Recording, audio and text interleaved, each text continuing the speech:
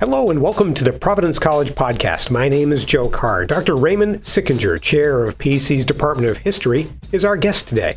A PC professor since 1974, Dr. Sickinger is also a proud alum. In fact, he was the valedictorian of the class of 1971 and is remembered, among other things, for his musical performance at that year's commencement. Dr. Sickinger's new book, Antoine Frederic Ozanam, has met with rave reviews, and he learned recently that it took first place in the biography category in the National Catholic Press Association Awards competition. A great achievement there. Ray, thanks for joining us. Thank you very much, Joe. Appreciate it. Let's start by talking about the book and the story of Ozanam, who was a 19th century Catholic layman in France. At a young age, he founded the organization that became the Society of St. Vincent De Paul. A remarkable and inspiring story. It is indeed. In fact, it's particularly inspiring for college students. I've actually used Ozanam as a good example in some of his writings in the public and community service studies courses that I've taught, and also the history courses that I've taught.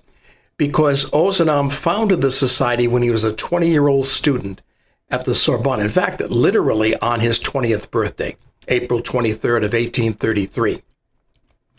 And by the time of his death, and he died very young at the age of 40, the society was already in many countries, at least 15, if not 20 countries worldwide. In fact, it was in the United States by 1845. And at the time of his death, it had just been started. There was one conference in the cathedral parish here in Rhode Island. So there were a number of conferences and councils that had formed prior to his death. And this has become a worldwide organization with 153 countries. What about the context of the way that European Catholic men conducted themselves when, at this time in history, it was unusual for somebody at that young age, or even for any Catholic layman, to take on a task like this, wasn't it? No, it's very unusual. In fact, what's ironic is, in the 20th century, we focused on bringing women into the society, which was a good thing. 1969, 1970. And people said, well, it was necessary to have women in. But interestingly, in that day, it was radical for men to go out in the streets and do charity. If men did any kind of charity, someone in poverty would come to them at their business or their home, ask for help. It wouldn't be going out into the streets. It wouldn't be going out and visiting them in the poorest sections of town. The young men that formed around Frederic Ozanam looked upon themselves as auxiliaries to the Daughters of Charity. And so they began to work with the Daughters of Charity. It was actually the Daughters of Charity that helped to form them in terms of how they address poverty, how they work with people in poverty, how they treat people in poverty. And so the whole Vincentian, what we call the Vincentian charism, became a part of the society. And in fact, in 1835, that is when the society renamed itself, not the Conference of Charity, but the Society of St. Vincent de Paul, just 2 years after its formation. And it was also in 1835 that it chose St. Vincent de Paul as its patron saint. Could you talk a little more about that Vincentian charism? What does that mean? What sort of defines that? The most important part of that charism, the one that people can understand most, is that Vincent de Paul wanted all of those who followed his example, when they dealt with others, to see the face of Christ in others, and therefore, by seeing the face of Christ, treat them with dignity. Also to reflect back to them the face of Christ as well. So not only see the face of Christ, but like a mirror, reflect that joy-filled face of Christ back to them. One of the things that he wanted all of his followers, whether they be the Congregation of the Mission Priests, the Daughters of Charity, the Society of St. Vincent de Paul was founded by Frederic Ozanam, but in this very same spiritual tradition. What Vincent de Paul wanted all of his members to do is to understand that the poor are your masters.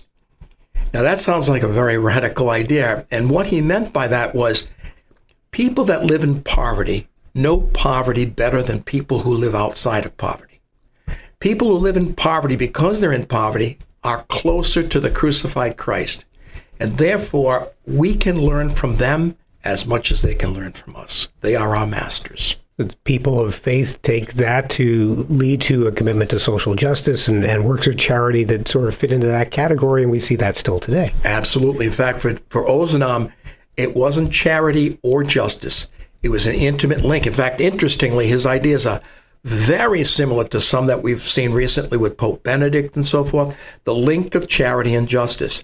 If you love someone dearly and you put yourself out for that person, you want that person to have justice. And if you want the world to be just, you have to have a lot of love for people. The two are intimately linked. And Ozanam saw that right from the start. So a biography of this nature is a daunting task from a scholar's perspective. Talk a little bit about the process you went through. It took 8 years of research, and it's a big job to figure out the story of somebody who lived so long ago. It was an exciting job, though, because the more I got to know Ozanam, the more I realized what an absolutely incredible individual this man was.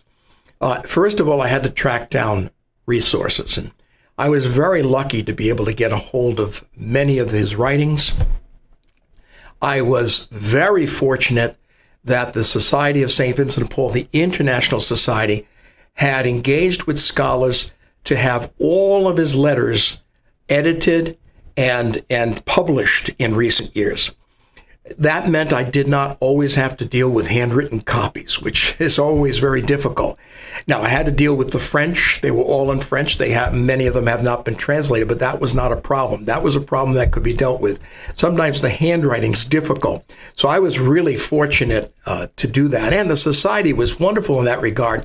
There were 2 volumes of letters of the 6 volumes he wrote. Prolific letter writer.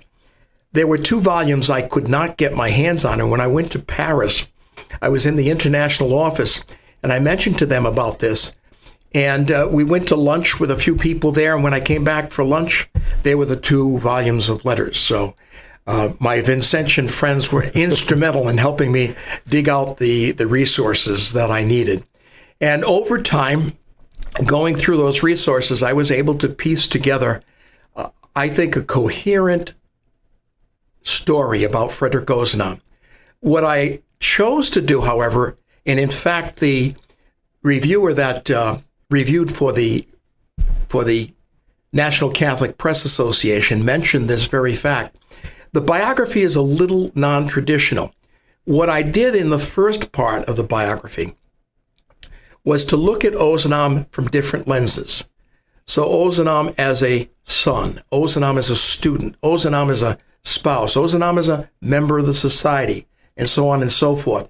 So you do get his life, but it's from different lenses. The second part of the book focuses on the things that he learned in his life, about friendship, spirituality, things of that sort. And then the final chapter, and no one had completely done this. There have been articles, especially in France, that had talked about his legacy, but this entire chapter tries to take a look at the long-term legacy of this incredible man, because he was a brilliant scholar.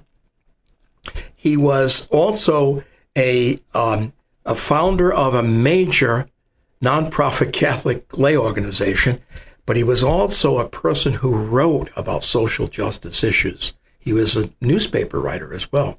So he had a number of different roles and could have been famous in any one of those 3 roles, but he had all 3 roles in a very short lifetime.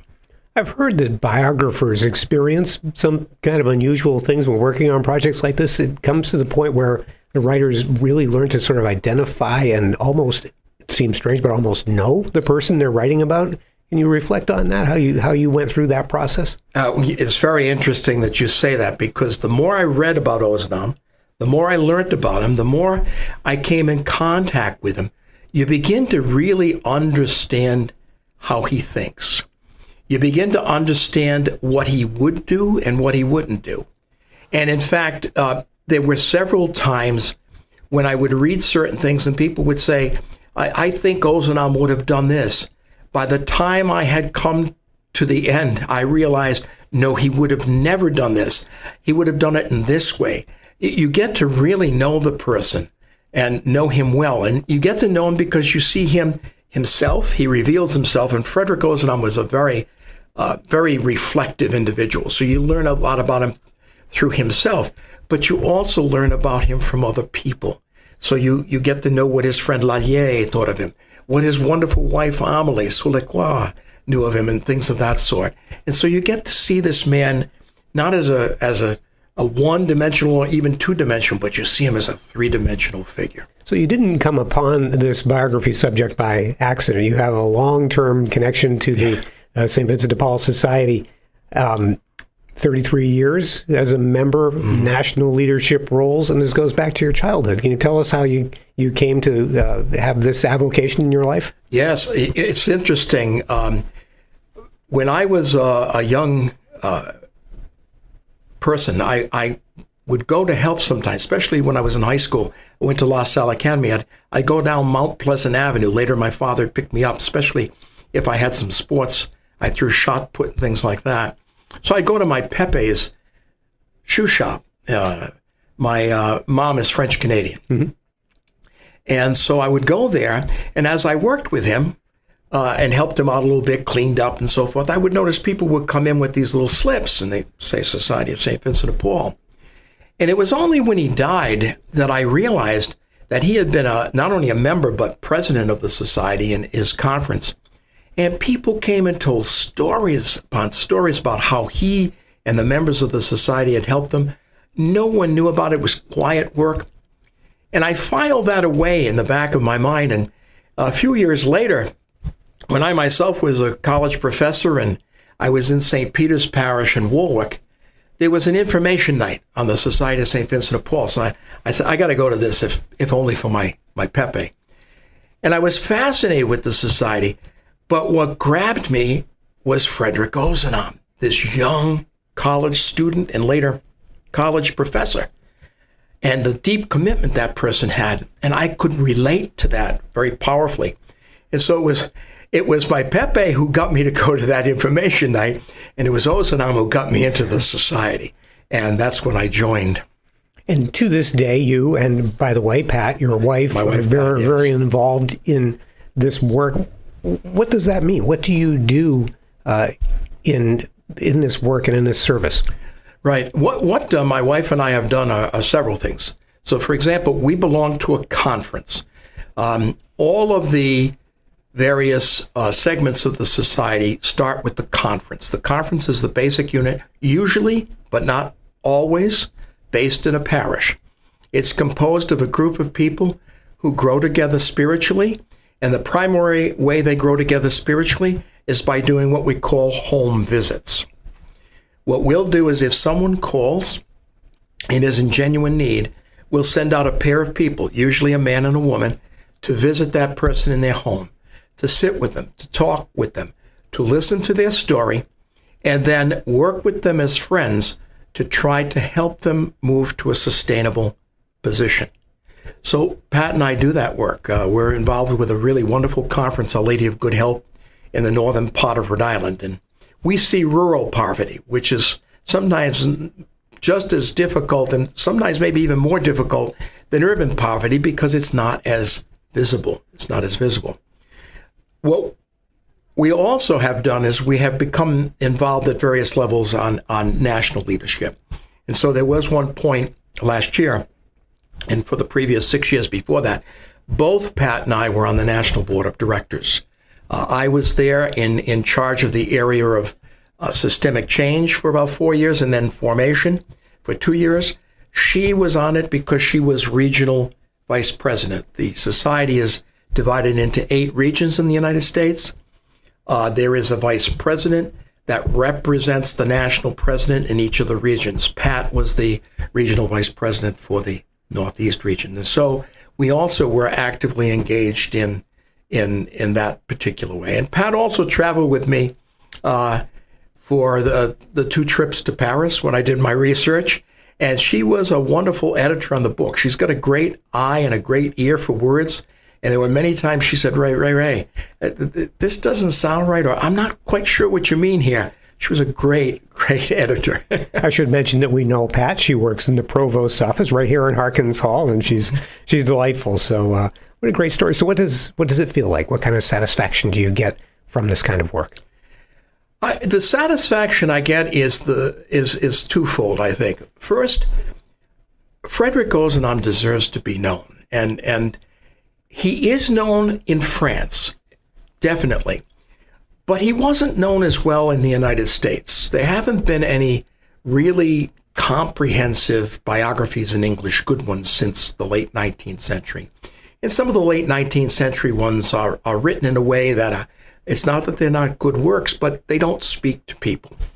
So I wanted to write something that would be scholarly, but also could be really read and enjoyed by a reading public as well. And I think I've achieved that. And Ozanam will be known better for that. In fact, I've gotten a number of people say, I didn't know anything about this man, and they want to know more. And so they're reading the book, and they're really excited about what he did. He's a great model. As I said, he turns on college students. I know a number in the PSP program were really fascinated with him because he was a college student who did this. So that's one of the things that is great satisfaction for me. I think the other satisfaction for me is that I had written many articles, I had written many things, but I had never written a full-length biography or book-length project of this kind. And it made me realize how exciting that can be and how well I can do it so that I may engage in another project like this in the future as well. But it was a great sense of personal satisfaction. The same question, but a different context. What sort of satisfaction do you get from the service? I can't begin to tell you what it is to go into someone's home. My wife and I both share this many times because we happen to, not every husband and wife team can be a team. It works for Pat and for me. And we go out and oftentimes share when we come back. And what it does is it makes you aware that poverty is a complex thing, that people in poverty are just genuine human beings. I have not met anyone in the 33 years I've been in the society. I have never met anyone who wants to be in poverty. And oftentimes they're there not just by bad choices, they're there because there weren't many choices for them to make. And so it makes me appreciate the human beings that have the same kinds of hopes and aspirations I do, but don't have the privileges and the advantages that I have. It also makes me, therefore, much more grateful. And frankly, it makes me much deeper in my faith. You know, there is a phrase, I think from St. Paul, a faith that has no living works is a faith that will surely die. It might be St. Paul, but it's definitely based in the scripture. And so if you don't have a faith that is also active, it'll die. This active faith where you encounter Christ in those you serve has reinforced my faith throughout life. Well, it's a beautiful and inspiring story. Thank you for sharing it with us. Let's talk a little bit about your PC story. By my calculations, you would have shown up here in the fall of 1967 as a student, and you've been here pretty much ever since. What is it about Providence College that works so well for Ray Sickinger to keep you so engaged and interested? Well, I loved from the start of coming to Providence College. The first time I came here, I was really deeply impressed with the connections you have with not only other students, but with faculty. That was true in my day. I think it's still true, very true today. And I came very fortunately on the La Salle Providence College Scholarship. I was the first in my family to go to college. I came with full tuition scholarship. I was part of what we call the schizophrenic class because we had dress code for the first 2 years and then the dress code went. We were also the last all-male class in an all-male school. My good friend, Dean Wanda Ingram, with whom I've worked for many years, in the dean's office, she came in the first class of incoming women in 71 as I went out to the University of Notre Dame to do my graduate work. And I was always thrilled at the kinds of opportunities I was provided. So, for example, I loved music. And I could have drifted away from the church. But the late Paul Philibert, whom I've got to see and really talk to, just before he died, because he was here at Providence College. Paul Philibert was here when I was a student, and he was in the honors program. And he had the wisdom to recognize, here's a young man that likes to play guitar. He's in the folk music. He goes to the folk festival down in Newport. So one day he says to me, Ray, I need some help putting the Psalms to music. Well, the next thing I know is that I'm not only helping him put the Psalms to music, he has me doing masses using some of those Psalms in Guzman Chapel at that time. And he got me engaged in religious music, something I've been engaged in ever since. And it was really brilliant on his part. No proselytizing, no, hard-nosed things. He knew how to hook a young man and keep him close to the church. It was beautiful.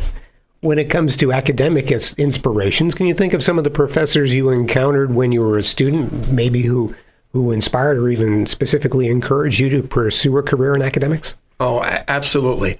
Certainly in the honors program, Dr. Rainey Fortin and the late Paul Van K. Thompson. The two of them were just remarkable teachers that I had, and very inspirational. In fact, it was Rainey Fortin. I remember going up to his house. He lived on Hope Street on a summer just before school began. My name had been recommended for the honors program. I didn't realize it, by Father Walker in the English department. And Rainey talked to me about entering the honors program, and I decided to do it and never regretted doing that at all. Also in the department, there was Dr. Richard Grace, who also was with the honors program. And I always respected Richard, particularly in terms of the way he would use, at that time, slides. Richard was one of the first to use those kinds of ways of making history alive, and I always took that with me. And to this day, I try to make history lectures really live, come alive for students and so forth. Those are some of the people. And I'd be remiss if I didn't mention Dr. Paul O'Malley. Paul was my academic advisor when I was here. No kidding. And a wonderful academic advisor. It was Paul, for example, who let me do an independent study looking at Gandhi, Hinduism, and looking at some of those were very big in the 60s. And rather than discouraging me, he encouraged it. And I learned a tremendous amount about Gandhi and about Hinduism and the Muslim faith and so forth. And Paul was also the one that said to me, Ray, he says, you really should think about graduate school. And was one of the first to write a recommendation for me to graduate school. So those are some of the people that really made a significant difference, although there are many along the way. That's a 1927 Yankees lineup you just listed there. And Dr. Grace and Dr. O'Malley, though retired, are still in our community and around in our presence all the time. So that's a nice thing. And by the way, the current history faculty, incredibly impressive, some of the folks you're working with now and mentoring. Absolutely. I'm truly blessed. I say this to my wife every day. It's a large department, a lot of faculty, a lot of students, so it's a lot of work. But the faculty and the students are wonderful. And I have, I think, the best faculty at Providence College. They are incredible as scholars, some of the finest scholars I've ever encountered in terms of their research and in terms of their commitment to research, but also they are some of the finest teachers. We've had some a Chino Teaching Award figures in our department, and we've had a number not only nominated, but go to the second or third place in that particular competition. So they are excellent teachers. They also take academic advisement seriously, and they are incredible citizens of the department. If I ask them to do something that I need done, there will be many that will step up. It's just a wonderful department. I'm very blessed. And lots of students, as you mentioned, too. There seems to be a lot of interest in studying history, as always. Yes, we've been very lucky. And one of the things that I'm also lucky is that my faculty really enjoy the Western Civ program. And they enjoy the Western Civ program because of the interdisciplinary nature of it, because of the collegiality with other professors. But they also enjoy it because they see it as one of the primary ways to attract history majors. And they're not wrong. Every year, I will get people applying to be a history major because they've had so-and-so in the classroom in Western Civ. So they see that as a really great way to attract students to the history major. By the way, I should tell you this, it didn't work out for me, but when I was a student, you were a very young professor because you're just a little older than I am. But the word on the street was, when you're picking your sophomore Civ team, try to get Dr. Sickinger. That would be a good thing if it worked out. I couldn't make it happen, but rave reviews even back then, so I'm sure that's still the case today. Well, I've always taken teaching seriously. I've always felt that students want to learn, and therefore you should give 100%. And I've always tried to give the best that I could. That's the least I can do to the students, and it's usually paid off because I will get as much from the students as they get from me. Well, that's a great place to leave it. Why don't we stop right there? Ray, this has been a lot of fun, great conversation. Your story is really interesting and inspiring, and we really appreciate you sharing it with us today. Thank you very much, Joe. It was a pleasure talking to you. And thank you for joining us today. You can subscribe to the Providence College podcast at all the usual places, and they're available on the college's YouTube channel. Feedback is welcome at podcast@providence.edu. Thanks to our producer, Chris Judge. I'm Joe Carr. Until next time.